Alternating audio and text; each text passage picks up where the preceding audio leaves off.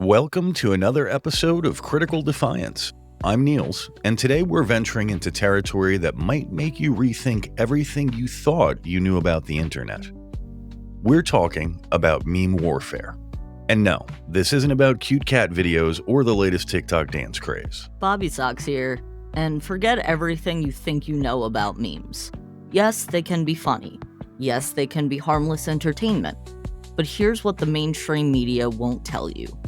Memes have evolved into something far more sinister and powerful.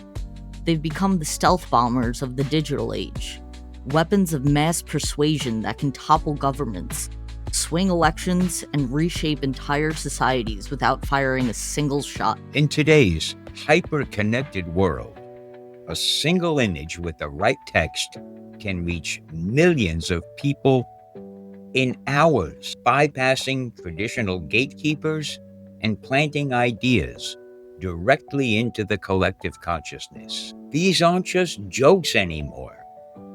They are sophisticated psychological operations designed to influence how you think, how you vote, and what you believe. We're living through the first era of true information warfare, where memes can destabilize democracies, manipulate public opinion on a massive scale, and even determine the outcome of presidential elections.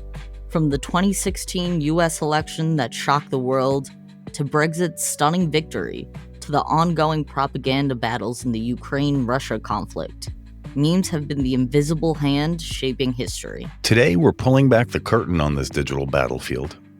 We'll explore the mechanics of how memes weaponize emotion, the dark psychology behind viral content, and the very real dangers this poses to democratic discourse. Buckle up, because once you see how deep this rabbit hole goes, you'll never scroll through your social media the same way again.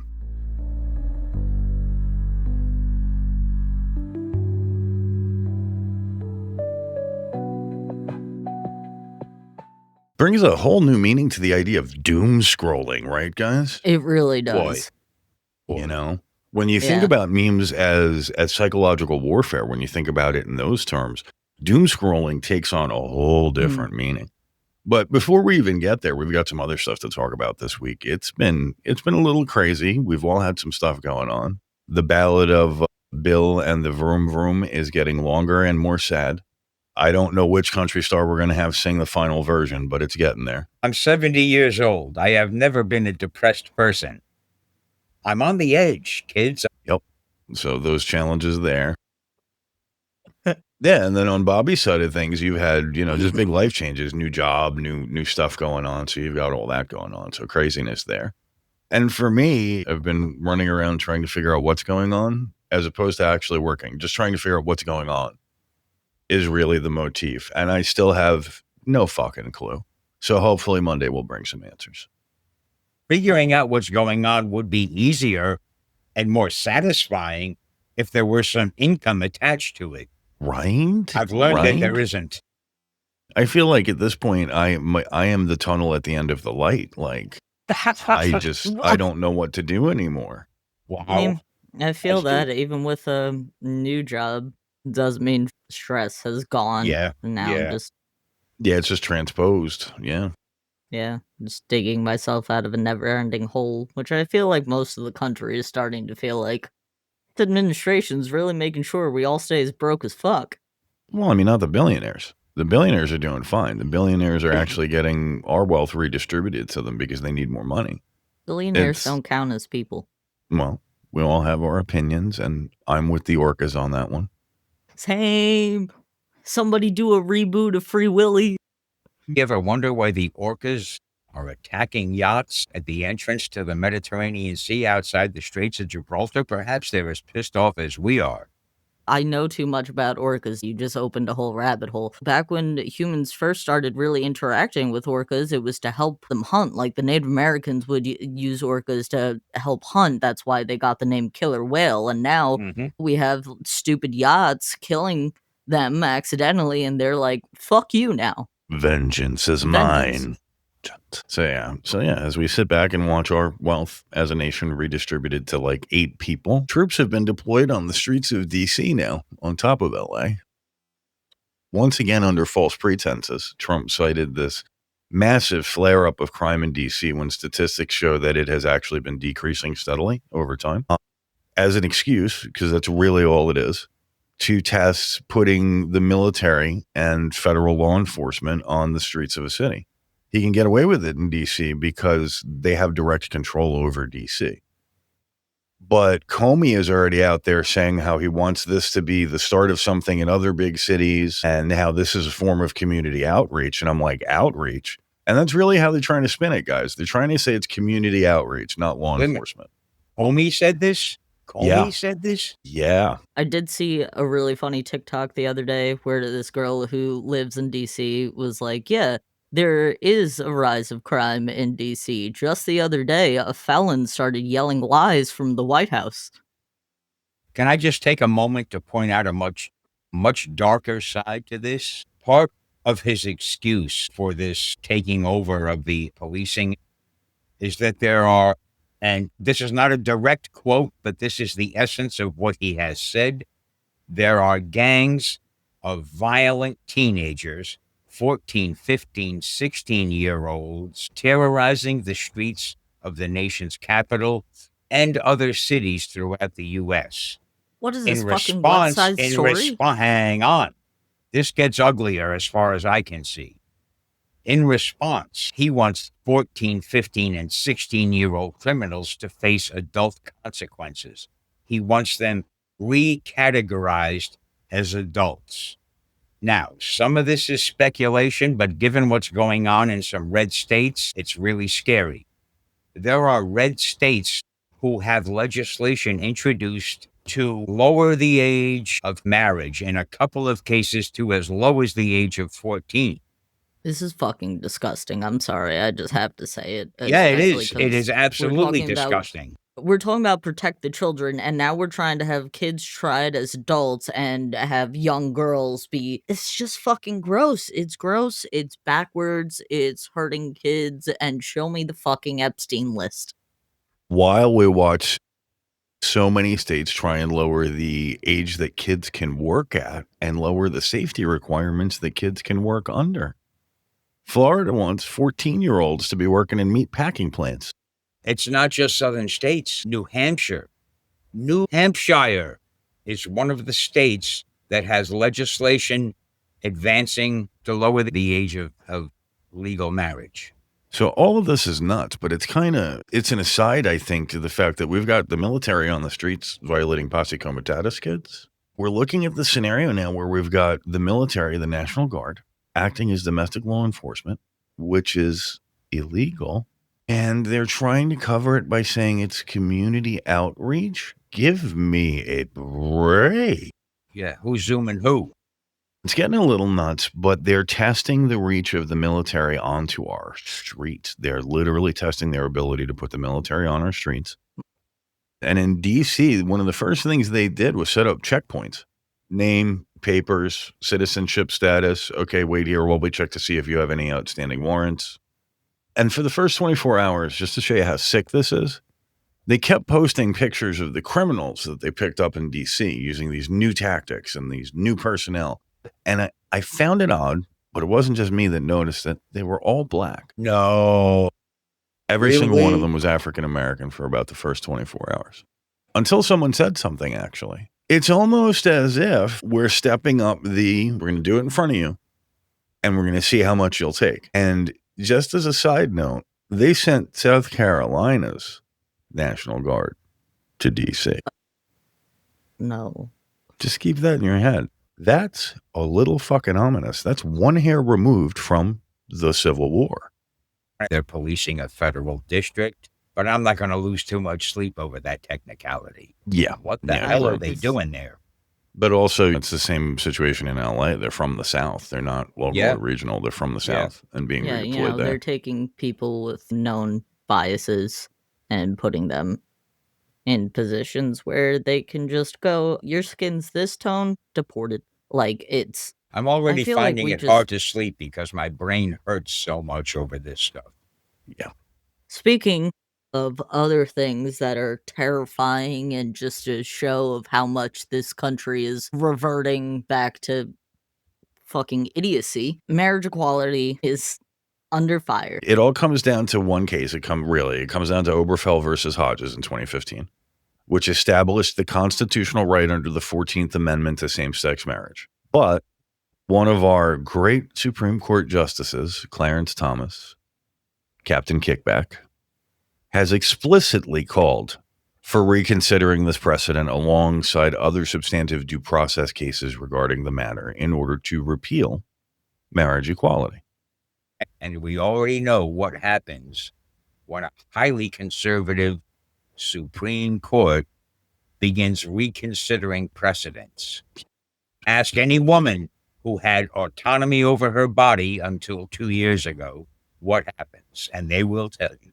I remember the day that same-sex marriage was legalized. I was still in high school. I remember being so excited, and the fact that I'm older now and getting closer to a time where I am thinking about marriage, the fact that this could just be ripped out right from under me. I'm actually crying right now. Sorry. It's terrifying, and it's heartbreaking, and everyone deserves to Love is love. celebrate their love, and this is just fucking disgusting. And another way that we're just reverting back to, I guess, what Trump thinks is when America was great. It's what 30% of America wants at the expense of 70% of America, and that's who voted Trump into office, or that's who Trump serves. And that's it's that. also disgusting because we talked about it in our Found Families episode about, especially in the queer community, when it comes to being able to see loved ones in the hospital and other things. Having marriage equality really did help so that partners could go see their loved ones when they were sick. And if we pull this away, what are we doing to those that have already gotten married? What are we doing to the double-digit percentage of our population as Americans that is lesbian or gay or bisexual or transgender? What are we doing to literally a double-digit percentage of us? And that's the game, Bobby. They started with the trans people, a single-digit percentage of us. Now we're going after gay people, double-digit percentage of us. Then we'll go after a larger double-digit percentage of us, maybe the homeless or maybe the mentally ill. They're working on the homeless right now, don't worry. Yep, thanks to a new executive order. But you see the progression, you see the stepping, and it's all per Project 2025, and it's pretty fucking terrifying. And if people don't wake up to it, we've got a real problem, because we're going to wake up one morning and this is not going to be America anymore. It's going to be lower fucking Trumpistan. And it's been feeling closer and closer to that every day, and sometimes it's really hard for me to understand how more people aren't outraged. Speaking of insanity in lower Trumpistan, Bill, you want to tell us what's going on over at the Kennedy Center? I can't even understand what's going on over there, for fuck's sake. So this guy, he's decided that he's personally taking over the board, and he's installed his own people in the board, just got rid of everybody and just appointed people. And then he personally selected the 2025 Kennedy Center honorees. You ready for this shit? There used to be a committee for this. Right. That was nonpartisan, that had nothing to do with politics, that had nothing to do with the guy sitting behind the Resolute desk. The list of 2025 Kennedy Center honorees this year: Sly Stallone, George Strait, Kiss, Gloria Gaynor, and Michael Crawford. Now, and to top it off, he's announced that he will personally host the upcoming honors ceremony. He has indicated that they begged him. My God.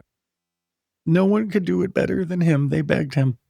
I think we also need to talk about the fact that Gene Simmons was confused. Yeah. Was like, why? Yeah, he's very outspoken against this administration. Yeah. I think it's because he wants them to like him. I think these are all people that Donald Trump wishes would like him. And I think that's all it is. So with all of this, man is diverting huge amounts of funds to the Kennedy Center. And he's going to do extensive renovations to restore its luxury and glamour. Read ads. He's going to plate every fucking thing he can in gold. Yeah, this is also sounding like the beginnings of the Capitol from the Hunger Games. Right. It's sounding like this is how they, like, built it up to be the celebrity rich luxury land. Once again, we're seeing so many parallels to dystopian fiction that is becoming dystopian reality. You know what's fucked up is how many Yeah. people predicted this dystopian reality, right? Like, how many times were we warned? How many times were we told this How was going to many- happen? How many decades had a big book or big book series saying, hey, hello, this is where we're heading. This is the book telling you, stop doing this. Insanity. Light at the end of the tunnel is the oncoming train. Fucking green blinking light from Gatsby.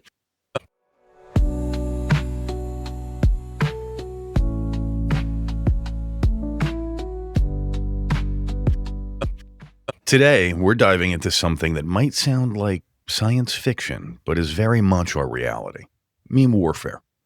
Now, when I say meme warfare, I'm not talking about your typical cat videos or funny GIFs. We're exploring how these seemingly innocent pieces of internet culture have become powerful weapons in the battle for hearts, minds, and votes. Think about it. When was the last time you shared a political meme? Maybe it was something that made you laugh, or perhaps it perfectly captured your frustration with a particular issue. What you might not realize is that you've just participated in one of the most sophisticated forms of modern political communication. These aren't just jokes anymore. They're strategic tools designed to influence, persuade, and sometimes even manipulate public opinion. So, what is a meme? How do we break down what a meme is, guys? Well, I remember when I was first asked this question as a teenager, and I was like, I don't know, memes are memes. I was like, how do you describe it? It's just something that everybody knows. And that's exactly what it is. It is a unit of cultural information that everybody can identify with. It's usually an idea, image, a phrase, behavior, style. And now we have things like TikToks and Reels, so now we can add videos to that, or just text formats with variations that comment on culture, politics, or everyday life. And they all tend to jump from person to person, right? That's really the thing that makes a meme, is it jumps from person to person and evolves like the telephone game. Given the magic of the internet, this stuff spreads like virtual wildfire. And they can be edited too. You don't always know if the meme you're sharing is what the original meme content was. What's meme warfare? Well, to me, that's when we start talking about the strategic use of memes. So we take those units of cultural information and we use them to influence public opinion or to shape narratives around something or to achieve a political or a social objective, especially in an online space where you want to control the vibe of the space. And right now, we think of memes as something relatively new to our culture, but if we want to go back even farther, it wasn't called a meme yet, but the Uncle Sam, I Want You, or even Rosie the Riveter, we can think of those as like historical memes almost. They're an image that everybody knew the meaning behind, at least in the US, because we didn't have the internet. But those are some of the like first examples of you look at that and you know exactly what it means, even if the words aren't there. Those were cultural icons of the time. They spread through the media of the time, which was print media. Yeah. So slower in many ways. Much, much slower, but they spread nevertheless, and they became as iconic as any meme you're familiar with today. And that really is key, Bill, because some of these proto-memes or prehistoric memes really are Proto-memes, I like as that. iconic or more iconic than the memes of today. Bobby mentioned Rosie the Riveter. That's an image that's been burned into my head since I was a sixth grader. Yeah. So some of them stand the test of time. And it makes me question which ones of ours will stand the test of time. Interesting question. And a little worrisome. So that gives us a definition of what meme warfare is. But how do Yeah. people do it? Well, when people get into meme warfare, what we're talking about is creating and distributing or amplifying stuff, primarily in online spaces, that supports a very specific view or a very specific narrative. And the creation has become so much easier with the Oh, yeah. advent of artificial intelligence. Anybody see Obama getting arrested recently? Trump That's in my church. case. How about, if we're going to talk about artificial intelligence, how about the sheer number of AI-generated memes of bullshit that the White House posts? God, It's yeah. embarrassing. Trump as Superman, Trump with ripped abs, Trump with Jesus. I mean, come on. Give up. Just Trump stop. as the next pope? Hello. Right? Wait a minute. What alternate reality have I fallen into? I need to get the hell out of here. And yet, in a certain way, they're doing it right because it's controversial enough that people are tuning in and spreading and sharing on both sides, either because they love it and they're going, look at this, or they hate it and they're going, look at this. And now we're also seeing government agencies like DHS and ICE starting to use memes with popular like TikTok songs. Yeah, they're getting in on the act of existing stuff, insinuating themselves. The other side of this too is it's normalizing deportation and trying to appeal to the younger generation, and not only normalizing, it's desensitizing Gen Z to mass deportation right off the bat. And that's a problem. That's an excellent point. That's another real dark side of memes, is that it desensitizes people to issues that are currently going on. Or I'll be honest, and both of you are gonna hate this, I think been a bit desensitized to how awful 9/11 truly was because of all the memes I've seen in my lifetime. Desensitizing is a terrific word, because things that are probably strange to you, Bobby, disturbing to you, Niels, and absolutely fucking appalling to me, who has lived through a few more decades than either of you, are mainstream. Yeah.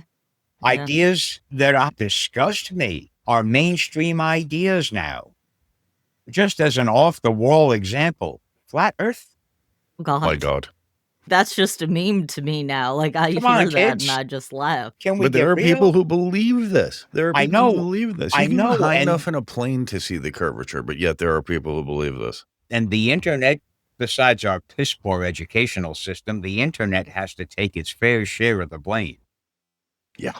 Also, I am gonna throw shade at the older generation who told us to not believe everything we saw on the internet, who are now sharing all the memes with usually incorrect information and a minion, and then believing it. Shade is valid.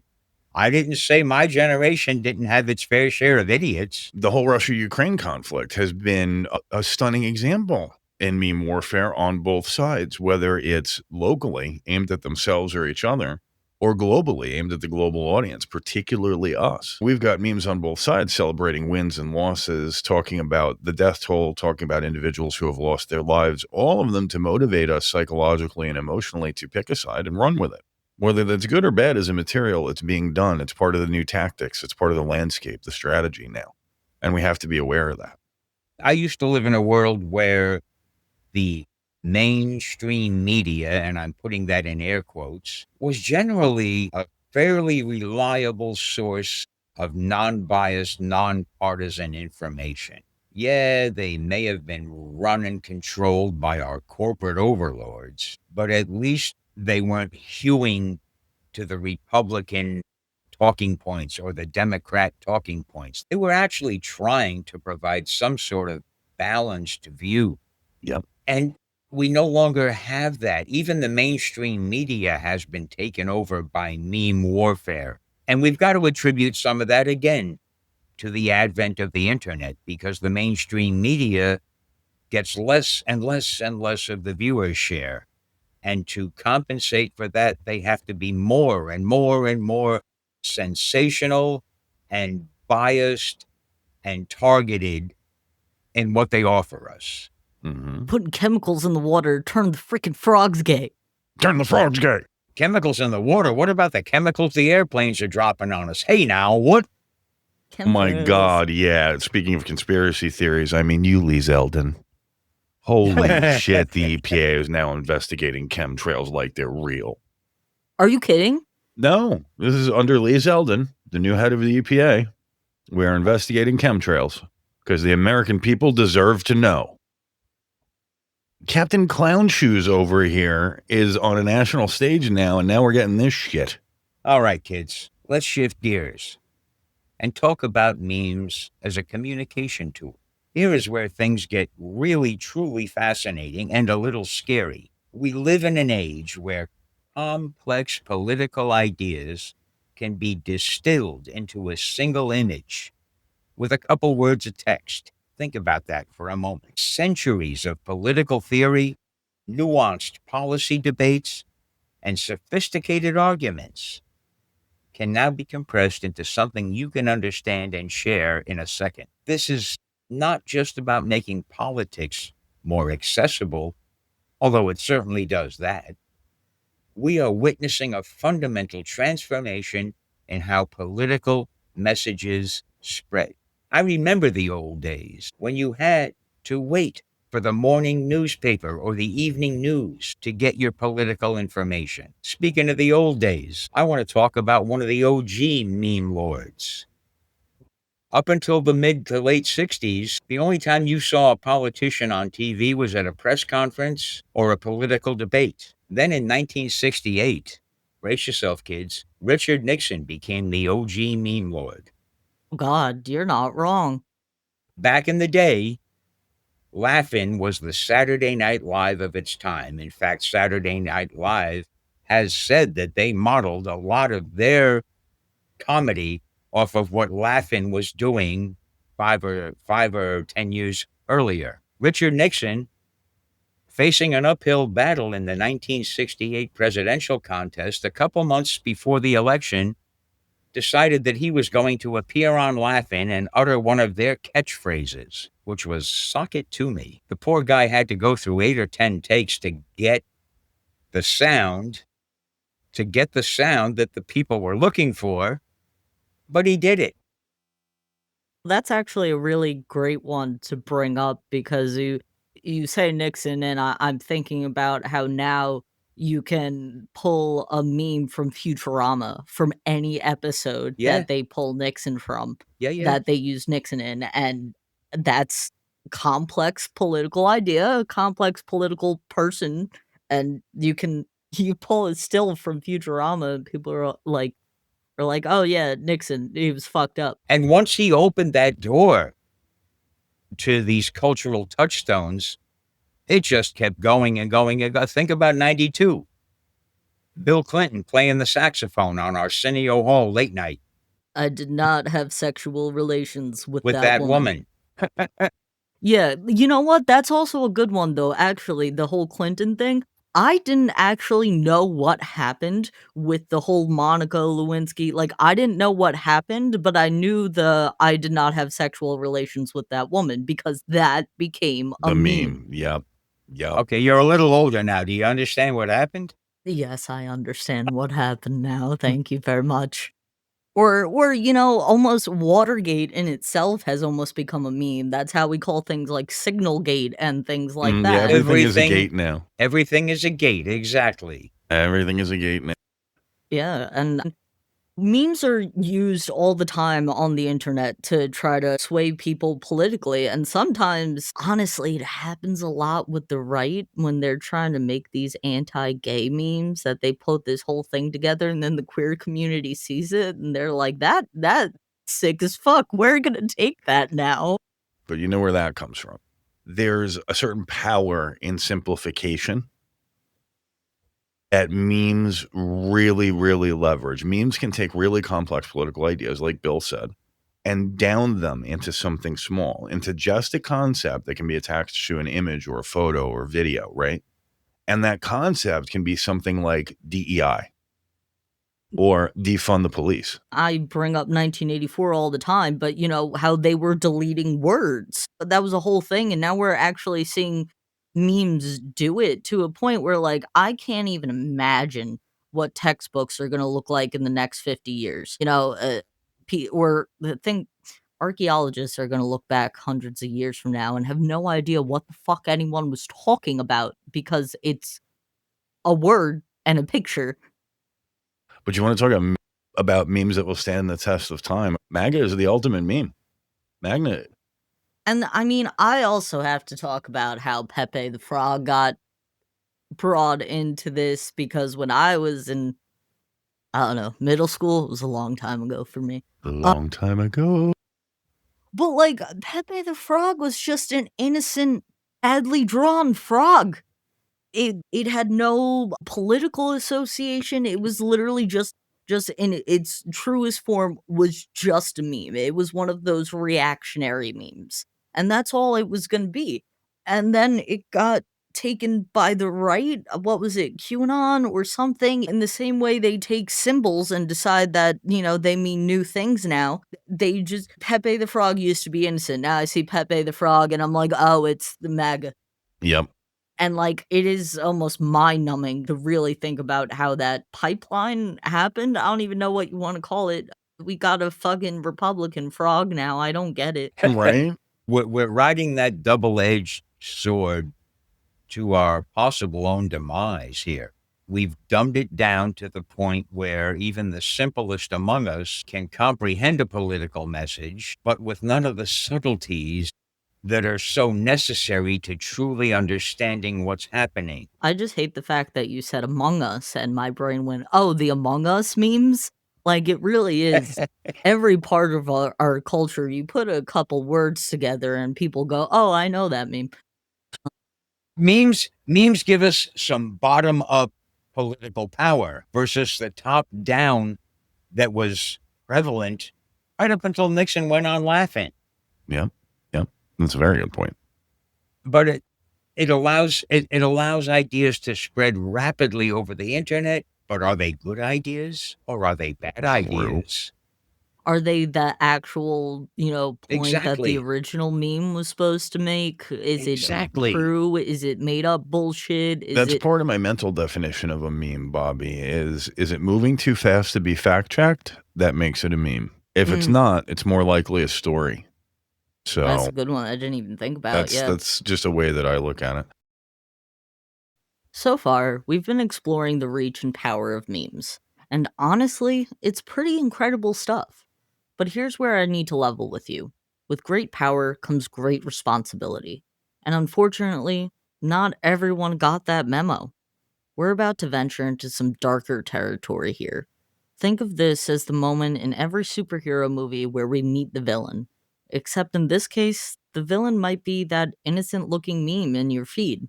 So you've got the obvious when it comes to this. Yeah. So you've got memes that spread misinformation, or memes that spread conspiracy theories, or memes that spread propaganda or extremist ideas or indoctrinating ideas. And that's obvious. ISIS used memes and the internet to recruit, and they were very successful. Yeah, now we have ICE Doing the using same damn memes thing. There you to go. try ISIS, to ICE, recruit. yeah. Yeah. And There's a point where you have to look at it and go, okay, where is the dark side? And the dark side to me is in two places. One is harassment.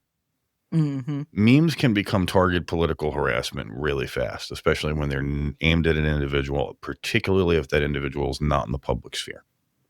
So there's that piece of things. But even scarier to me is the technology and the mechanics behind the memes. We work with a lot of AI and a lot of voice synthesis and a lot of image synthesis and a lot of things that we use artistically in various ways.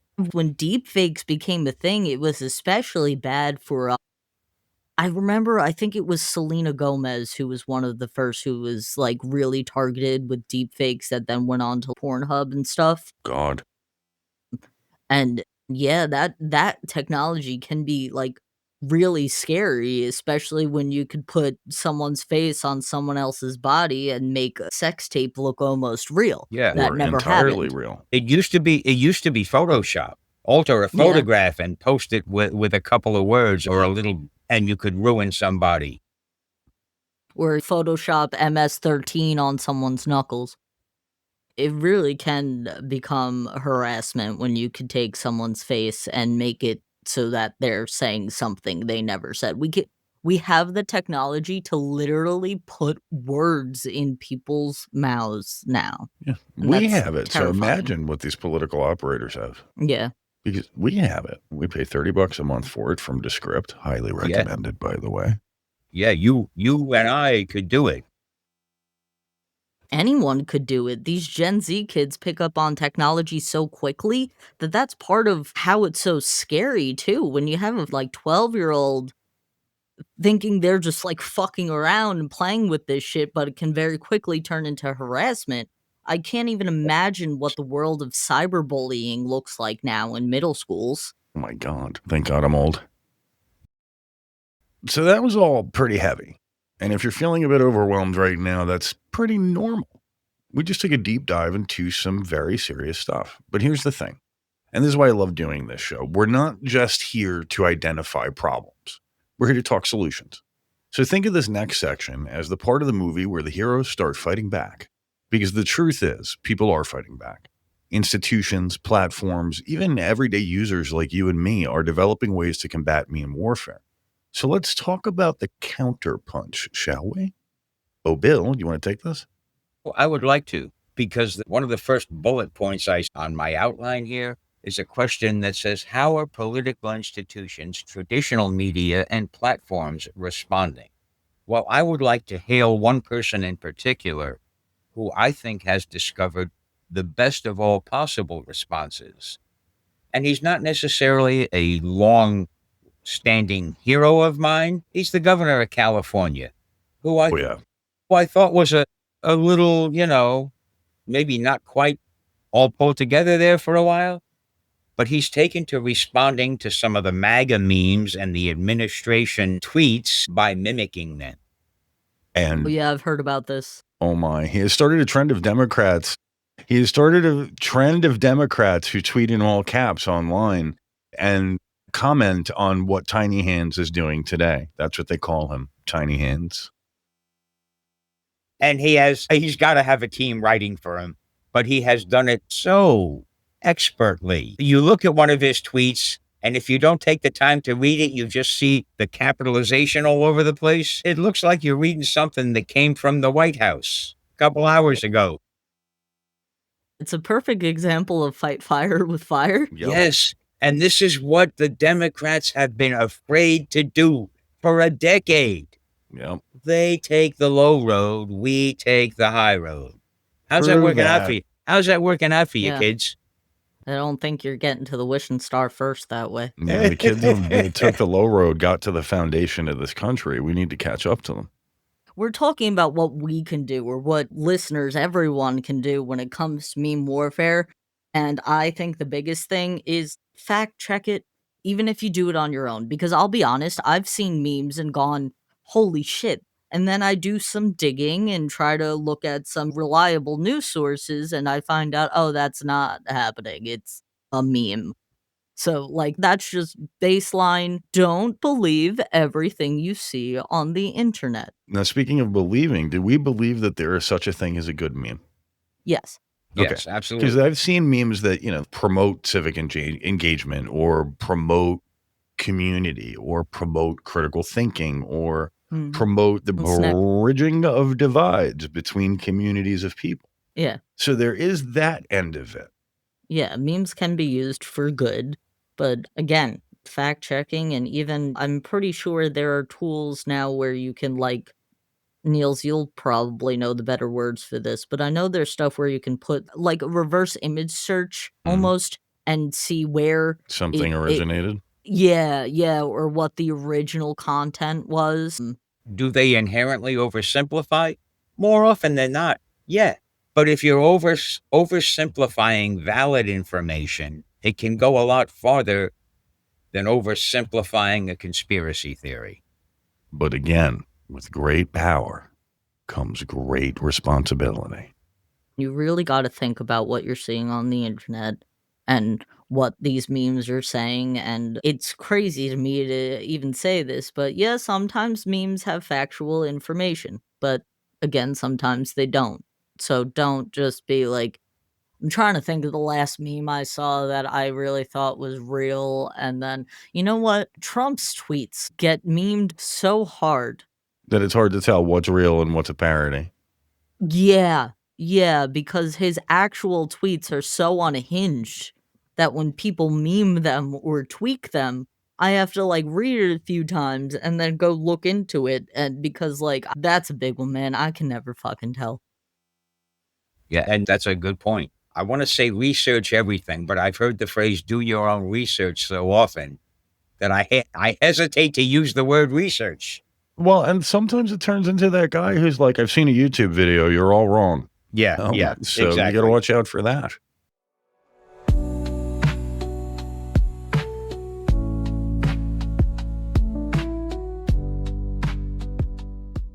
So, in today's episode, we explored how memes have fundamentally transformed modern political engagement, evolving from simpler internet humor to influential tools that shape public discourse, forge group identities, and impact political outcomes.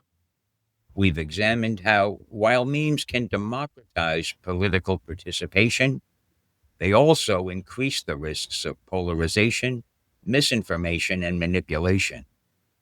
Understanding memes as both grassroots activism tools and weapons of political warfare is critical for navigating today's information landscape. Next week, we'll be diving into Beyond Books, the evolution of libraries, where we'll explore how these vital community institutions are adapting and transforming in the digital age.